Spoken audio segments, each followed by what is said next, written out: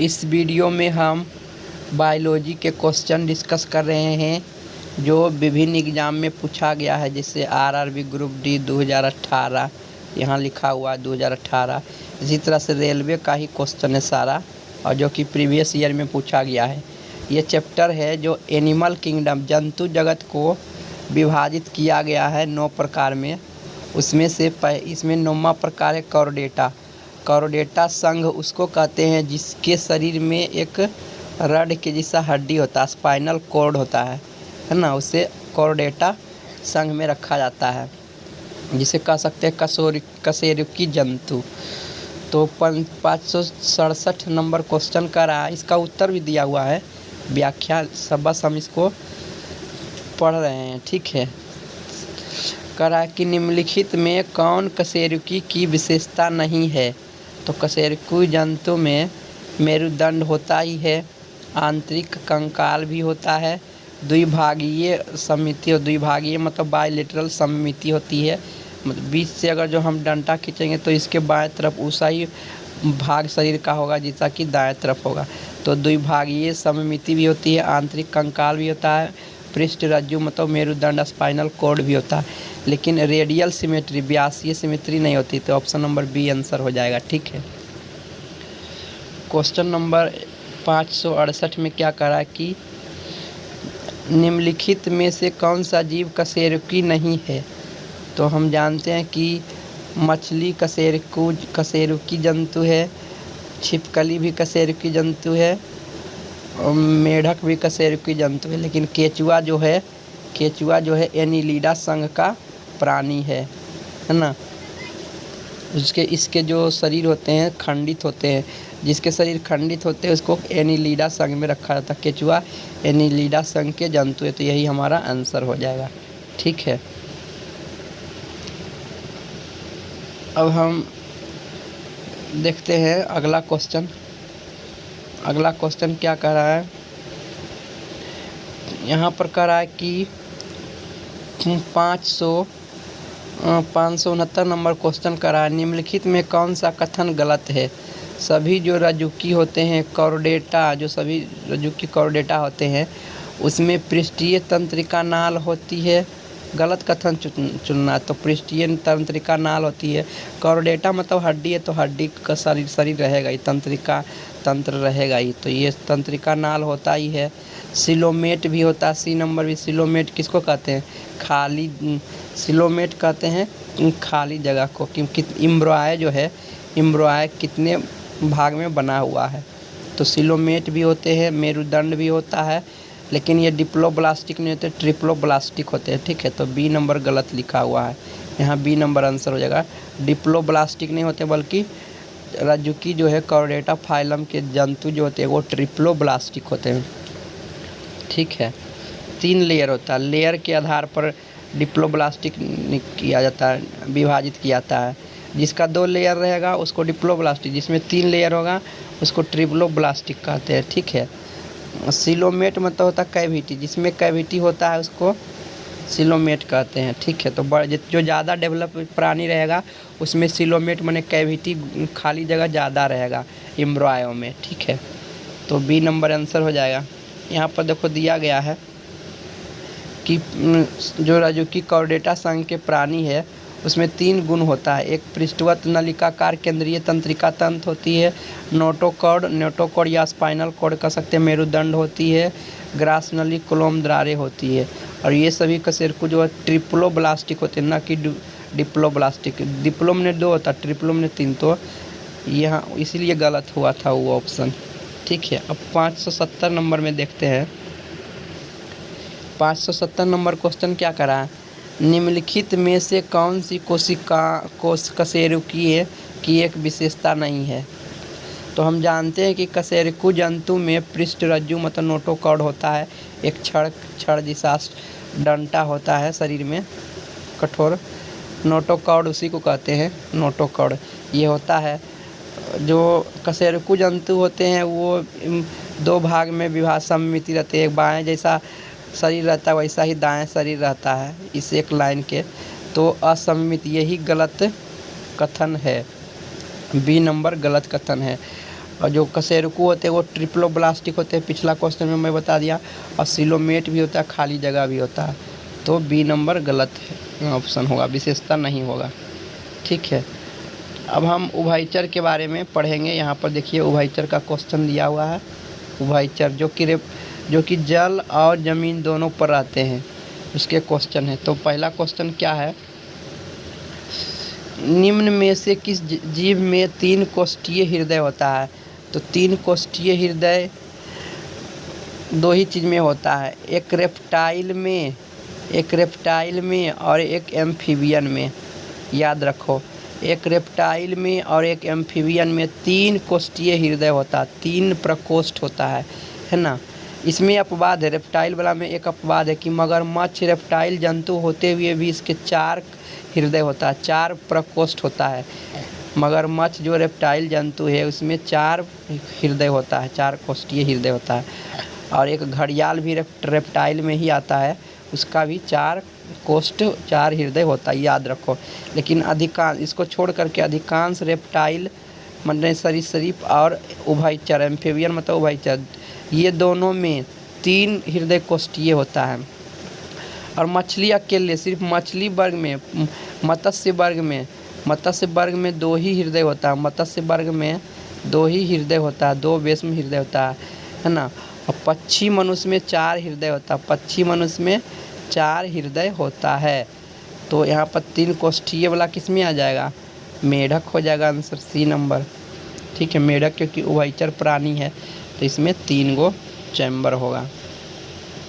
3 chamber मतलब 2 आलिंद 1 निलय, 2 आलिंद 1 निलय। Question number 572 क्या करा, मेढक में मानव की तरह एक जोड़ी फेफड़े होते हैं, लेकिन वे क्या होते हैं, श्वास रंध्र क्लोम होते हैं, क्लोम से भी श्वसन कर सकते हैं। क्लोम माने त्वचा से भी सांस ले सकते हैं। जब मिट्टी के अंदर में, गीली मिट्टी के अंदर में रहेंगे तो वो क्लोम से भी सांस ले सकते हैं। क्लोम मतलब त्वचा से सांस ले सकते हैं। मेढक में भी फेफड़ा होता है आदमी की तरह, लेकिन जब वो ज़मीन में गीली मिट्टी में रहेगा तो त्वचा से सांस ले सकता है, और पानी में फेफड़ा से सांस लेगा। अगला क्वेश्चन क्या कहता है, यहाँ पर कह रहा है 573 नंबर क्वेश्चन कि किसमें दोहरा परिसंचरण नहीं होता है? तो मेढक में दोहरा परिसंचरण तंत्र नहीं होता है। ठीक है, मेढक में दोहरा परिसंचरण तंत्र नहीं हो जाता है। सिर्फ और सिर्फ दोहरा परिसंचरण तंत्र केवल 4 हृदय वाले पक्षी तथा स्तनधारी में होता है ना। यहाँ उत्तर लिखा गया है, दोहरा परिसंचरण तंत्र किसमें होता है कि स्तनधारी जीव में और पक्षियों में दोहरा परिसंचरण तंत्र होता है, लेकिन मेढक में दोहरा परिसंचरण तंत्र नहीं होता है। ठीक है, क्योंकि दोहरा परिसंचरण तंत्र के लिए 4 ही कक्ष होना जरूरी है, इसीलिए। ठीक है, क्वेश्चन नंबर 574 क्या करा, निम्नलिखित में विकल्पों में 3 कक्षीय हृदय वाले जंतु कौन होते हैं? तो 3 कक्षीय हृदय वाले जंतु, मछली में तो 2 कक्ष होता है, बाघ जानवर है तो 4 गो होगा, कबूतर पक्षी है तो 4 गो, लेकिन सिलोमेंड्रल में 3 कक्ष होता है, सिलोमेंड्रल में 3 कक्ष होता है। ठीक है, सिलोमेंड्रल में 3 कक्ष होता है, ये याद रखना है। अब क्वेश्चन नंबर 575 क्या कह रहा है, निम्नलिखित में से कौन सा जंतु उभयचर श्रेणी के अंतर्गत आता है? तो उभयचर जल थल दोनों। टोड एक प्रकार के मेढक होता है, उसी को उभयचर कह सकते हैं, तो टोड मेरा आंसर हो जाएगा। टोड मेढक को ही कहते हैं, मेढक का एक प्रजाति है टोड, तो ये उभयचर प्राणी है। कबूतर तो नहीं होगा, कछुआ भी नहीं होगा, बिल्ली भी नहीं होगा, तो टोड एक प्रकार के उभयचर प्राणी है। क्वेश्चन नंबर 576 क्या कह रहा है, निम्नलिखित में से किसे टी फ्रॉग के नाम से भी जाना जाता है? टी फ्रॉग मतलब मेढक को कहते हैं, मेढक। राना टिग्रिना वैज्ञानिक नाम है, राना टिग्रिना मेढक का वैज्ञानिक नाम है। लेकिन यहाँ पर टी फ्रॉग किसको कहा जाता है? टोड भी मेढक का ही नाम है, तो यहाँ पर आंसर हाइला होगा। हाइला को टी फ्रॉग के नाम से जाना जाता है, इसे याद रखना पड़ेगा क्योंकि एक प्रकार के नाम अलग नाम है, इसलिए हाइला टी फ्रॉग को ही कहते हैं। ट्री फ्रॉग जो पेड़ पर रहता है मेढक, इससे मेढक को हाइला कहते हैं, ठीक है, हाइला के नाम से जाना जाता है। और ये यूरोप, एशिया, अफ्रीका में पाया जाता है। Tree frog Europe, Asia, Africa में पाया जाता है। इसमें लगभग 800 प्रजाति होते हैं। यहाँ पर क्वेश्चन करा है कि राना टिग्रिना किस जीव का वैज्ञानिक नाम है? तो राना टिग्रिना जो है वह एशियाई मेढक का वैज्ञानिक नाम है। राना टिग्रिना एशियाई मेढक का वैज्ञानिक नाम है। बाघ में टिग्रिस आएगा, तेंदुआ का इंग्लिश होता है पैंथर, तो पैंथर आएगा, है ना, इस तरह से नाम आता है। तो यहाँ पर बी नंबर आंसर होगा एशियाई मेढक। इसका व्याख्या भी किया गया है, जैसे यहाँ पर देखिए लिखा हुआ है कि वैज्ञानिक नाम, भेड़िया का वैज्ञानिक नाम है केनिस ल्यूपस। भेड़िया का वैज्ञानिक नाम है केनिस ल्यूपस। एशियाई मेढक का वैज्ञानिक नाम है राना टिग्रिना, जो कि मैंने आंसर बताया। बाघ का है पैंथेरा टिग्रिस, टिग्रिस ना, पैंथेरा टिग्रिस वैज्ञानिक नाम है। तेंदुआ का वैज्ञानिक नाम है पैंथेरा पारडस, ठीक है, पारडस मतलब लेपार्डस माने तेंदुआ, ठीक है। तो ये वैज्ञानिक नाम हो गया। क्वेश्चन नंबर 578, क्वेश्चन नंबर 578 क्या करा है? उभयचर और अधिकांश सरीसृप में 3 कक्षीय हृदय होता है। 3 कक्षीय हृदय होता है, मैंने बताया था। 2 आलिंद 1 निलय, 2 आलिंद और 1 निलय होता है। लेकिन मछली में 2 ही हृदय होता है, 1 आलिंद 1 निलय होता है, ठीक है, बाकी में 2 आलिंद 2 निलय। कहा कि किस जंतु में 3 कक्षीय हृदय होता है? तो 3 कक्षीय हृदय हो जाएगा उभयचर जंतु में 3 कक्षीय हृदय हो जाएगा, क्योंकि मछली में तो 2 हृदय होता है और पक्षी में भी 2 हृदय होता है, ठीक है। सरीसृप में तो कभी कभी 4 हो जाता है, इसलिए ये ऑप्शन कट जाएगा। हो सकता था लेकिन ये कट जाएगा क्योंकि सिर्फ उभयचर में ही 3 कक्षीय हृदय होता है। पक्षी में तो 4 हृदय होता है, ये नहीं होगा। अब हम क्वेश्चन नंबर 580 देखते हैं। कहता है कि उभयचर में क्या होता है? 4 ऑप्शन में बताइए कि उभयचर में क्या होता है। तो उभयचर जंतु जैसे मेढक हो गया, उसमें क्या होता है? पंख नहीं होता है, बिना पंख के ग्रंथि वाली त्वचा होती है ना, बिना पंख के ग्रंथि वाली त्वचा होती है। डी नंबर आंसर होगा। उभयचर में पंख नहीं होता है, तो ये आंसर हो जाएगा। बी नंबर तो इसे भी कट जाएगा कि उभयचर में पंख होता ही नहीं है, ठीक है, तो ये कट जाएगा। ऑप्शन नंबर डी हो जाएगा। क्वेश्चन नंबर 581 क्या कह रहा है? निम्नलिखित में किस वर्ग में प्राणियों में सल्कों की कमी और त्वचा में श्लेष्मा ग्रंथि होती है? तो उभयचर में श्लेष्मा ग्रंथि होती है। उभयचर के त्वचा में श्लेष्मा ग्रंथि होती है और छिलक उसका त्वचा नहीं होता। सल्क मतलब जो मछली के जैसे चोइयाँ होता है ना त्वचा, उस तरह से सल्क नहीं होता है इसमें। मेढक को ही तो उभयचर कहते हैं, तो सी नंबर आंसर होगा। क्वेश्चन नंबर 582 किस वर्ग के प्राणियों में श्वसन गलफड़ा अथवा फेफड़ों द्वारा होता है? तो उभयचर में गलफड़ा द्वारा श्वसन होता है। उभयचर में गलफड़ा द्वारा श्वसन होता है। गलफड़ा मतलब फेफड़ा द्वारा श्वसन होता है। ये कोल्ड ब्लड जंतु है, ठंड खून वाला। क्वेश्चन नंबर 583 निम्नलिखित में कौन उभयचर नहीं है? तो यहाँ पर मगरमच्छ उभयचर पानी जल दोनों में रहता है। सैलमंडर भी है। दादुर हो जाएगा इसका आंसर, ठीक है। 583 का यहाँ पर दिया हुआ आंसर बी नंबर मतलब हाइला, दादुर, ये सभी आते हैं किसमें? उभयचर में आते हैं। तो यहाँ तो मगरमच्छ हो जाएगा कि जो कि मगरमच्छ सिर्फ पानी में ही रहता है, तो बी नंबर आंसर होगा। मगरमच्छ उभयचर नहीं होता, मगरमच्छ क्या है, रेप्टाइल है ना। मगरमच्छ जो है रेप्टाइल जंतु है, तो ये उभयचर कैसे होगा। हाइला मेढक का नाम है तो उभयचर होगा। दादुर भी मेढक का ही नाम है, सैलमेंडर भी मेढक का नाम है, तो ये सभी उभयचर होगा, लेकिन बी रेप्टाइल है। ठीक है, अब हम सरीसृप वर्ग के क्वेश्चन डिस्कस करते हैं। सरीसृप वर्ग के क्वेश्चन यहाँ पर लगा हुआ है।